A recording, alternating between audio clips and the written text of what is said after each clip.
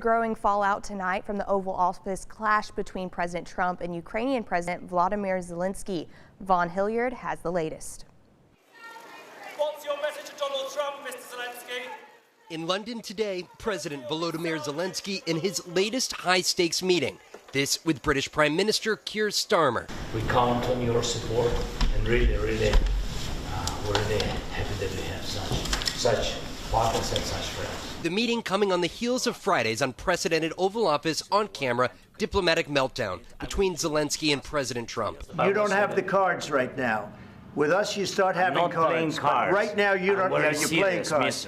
You're playing cards. Serious. You're gambling with the lives of millions of people. You're gambling with World War III. You're gambling with World War III.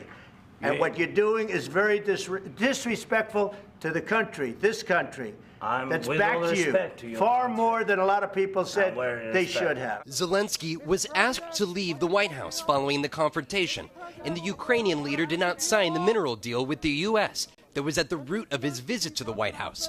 An administration official now telling NBC News that direct negotiations between the Trump administration and Ukraine are on hold. Secretary of State Marco Rubio taking to television last night to add to the administration's derision of Zelenskyy. Don't come here and create a such scenario where you're going to start lecturing us about how diplomacy isn't going to work. But in London today, the Ukrainian president, who has been leading his country's war with Russia since Vladimir Putin chose to invade Ukraine more than 3 years ago, a more welcome reception. We stand with you, with Ukraine, for as long as it may take. Most U.S. allies in the last 24 hours echoing that support for Zelenskyy, from Europe to Australia to Canada. French President Emmanuel Macron posting, "There is an aggressor, Russia. There is a victim, Ukraine." Others urging Ukraine not to turn away from the U.S.